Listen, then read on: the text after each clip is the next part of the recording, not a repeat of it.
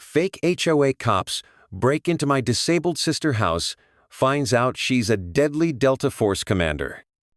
Imagine the sound of shattering glass, the crash of a door being kicked in, and the screams of fake cops shouting at the top of their lungs. This is the reality my sister faced in her own home. The door to her house was about to be broken down, and she was trapped inside. "Open the door now! We have a warrant to enter!" the fake cops yelled, their voices echoing through the neighborhood. My sister, a decorated Delta Force commander, was on the other side of that door, unaware of the chaos that was about to unfold. But this wasn't just any ordinary confrontation. It was the culmination of months of harassment by the Homeowners Association HOA President Karen. She had been using these fake cops to intimidate and bully residents, especially those with disabilities. My sister, despite her bravery and military background, was her latest target. This is a story of courage, resilience, and the fight for justice. It's about how one woman's past as a Delta Force commander became her greatest defense against tyranny. But how did it all begin? What drives someone like Karen to abuse their power so blatantly? Before I continue, tell me where you're watching from in the comment section, and don't forget to like, comment, and hit the subscribe button for more gripping stories. What could have led Karen to orchestrate such a violent confrontation? And how would my sister's military training change the course of events? My sister, a highly decorated Delta Force commander, had retired from a distinguished military career and moved into our neighborhood. Despite her disability, she remained fiercely independent and strong-willed, qualities that had defined her throughout her life. Her military background was marked by bravery and strategic leadership, traits that would soon become crucial in her new life. As a Delta Force commander, she had faced some of the most challenging missions around the world, from combat operations in Iraq and Afghanistan to high-risk missions in Somalia. Her experience was akin to that of legendary figures like Gary Harrell and Austin Miller, who had also led Delta Force operations with distinction. However, unlike them, my sister's new battlefield was not in a foreign land, but in her own neighborhood, where she faced a different kind of adversary. Our neighborhood, once a peaceful and welcoming community, had become a battleground under the leadership of Karen, the HOA president. She wielded her power like a dictator, using HOA rules to control every aspect of residents' lives.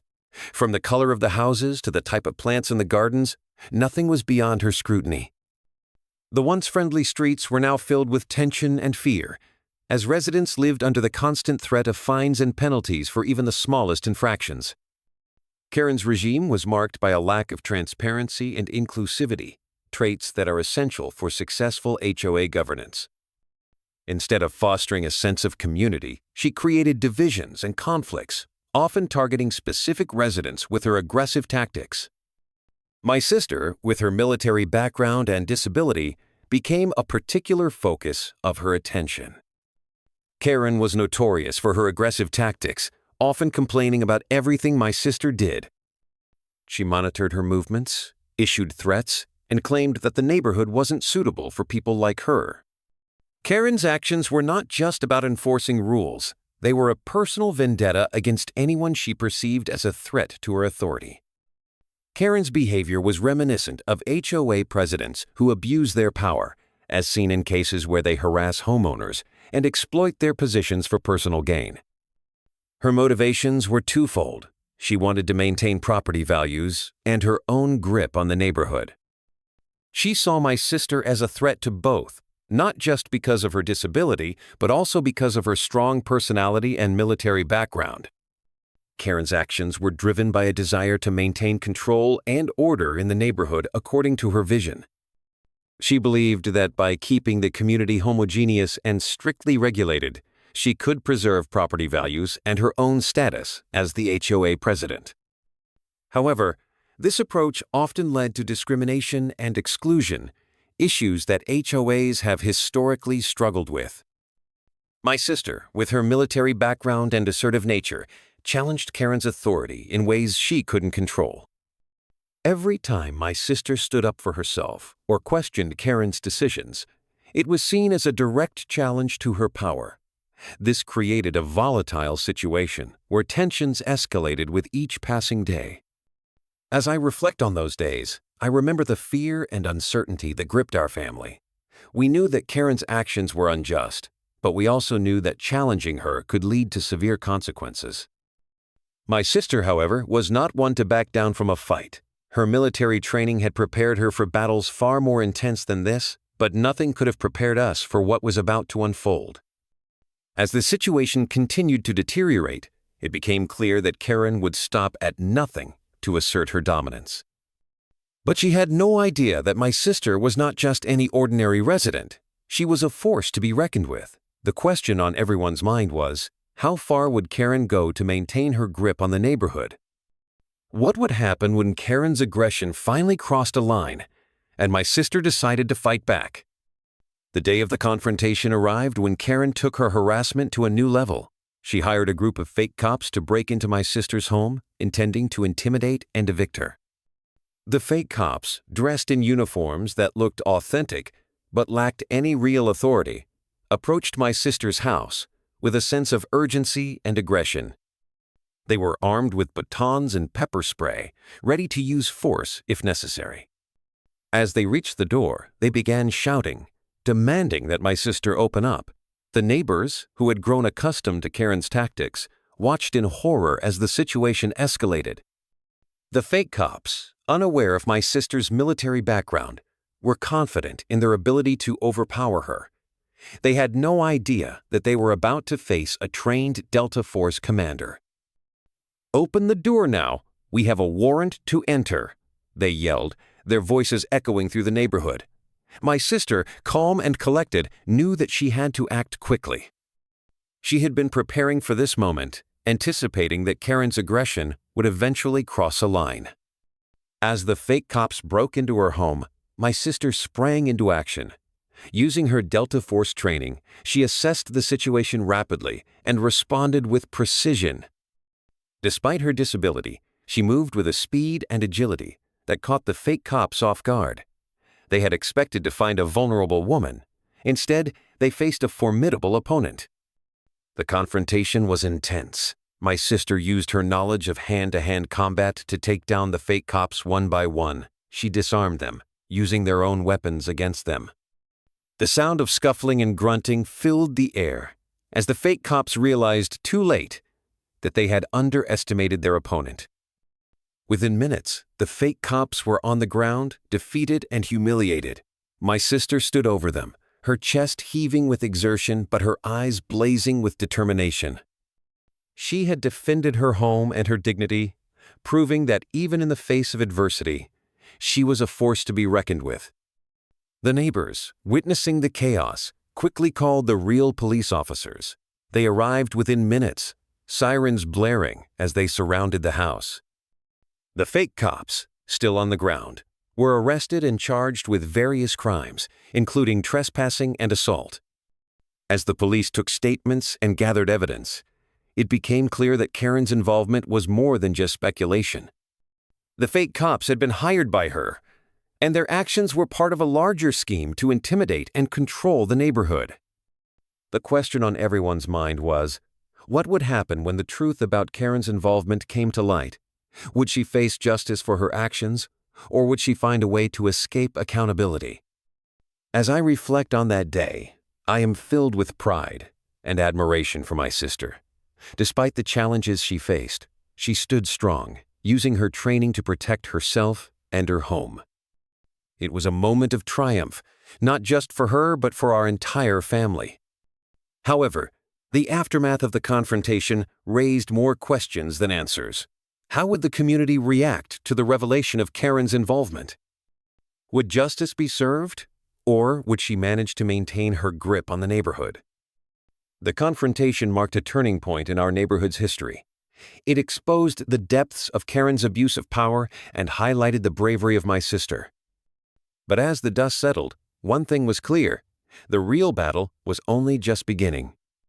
How would the community come together to ensure that justice was served, and what would be the long-term consequences for Karen and her accomplices? The aftermath of the confrontation was swift and decisive. The fake cops, once they were arrested, faced serious charges for impersonating law enforcement officers and for their role in the attempted assault on my sister. They were eventually sentenced to prison, a stark reminder of the consequences of their actions. Karen, the mastermind behind the harassment, also faced legal consequences. Her abuse of power and involvement in hiring fake cops to intimidate residents led to a thorough investigation. She was charged with various crimes, including conspiracy and harassment, and her reputation in the community was irreparably damaged. As the truth about Karen's actions came to light, the neighborhood began to heal from the trauma inflicted by her regime. Residents who had been living in fear began to speak out, sharing their own stories of harassment and intimidation.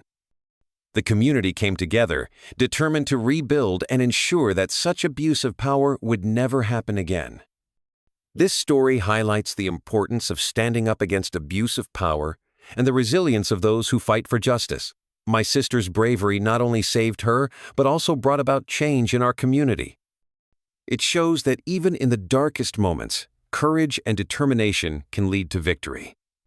The incident also underscored the need for vigilance and community action. It reminded us that when individuals abuse their power, it is up to the community to hold them accountable. My sister's experience serves as a powerful reminder that no one should ever be afraid to stand up for what is right, even in the face of overwhelming opposition. In the end, my sister's bravery and determination changed the course of our neighborhood's history. She proved that even the most powerful among us can be held accountable when the community comes together to demand justice. Her story is a testament to the human spirit's capacity for resilience and courage in the face of adversity.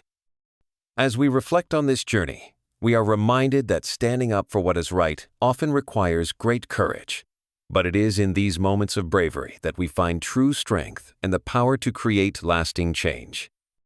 What lessons can we learn from my sister's experience about standing up for what is right, and how can we apply these lessons in our own lives? As I look back on those tumultuous days, I am filled with pride and gratitude for my sister's courage. Her actions not only protected herself, but also inspired a community to stand up against injustice. It was a difficult journey, but in the end, justice prevailed, and our neighborhood became a better place because of it. The resolution of this story serves as a powerful reminder that justice can be achieved when individuals stand up for what is right. It highlights the importance of community action and the need for accountability in positions of power. As we close this chapter, we are left with a sense of hope and a renewed commitment to fighting for justice in our own communities.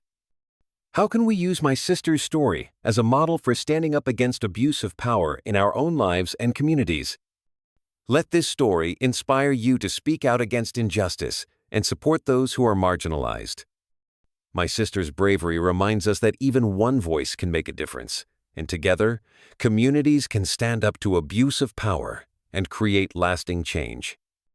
Courage is not the absence of fear, but the judgment that something else is more important than fear. My sister's actions showed us that standing up for what is right, no matter the odds, can lead to justice and transformation. How will you use your voice to make a difference in your community? Thank you for watching. Don't forget to like, comment, and subscribe for more inspirational stories. Together, we can build stronger, more just communities.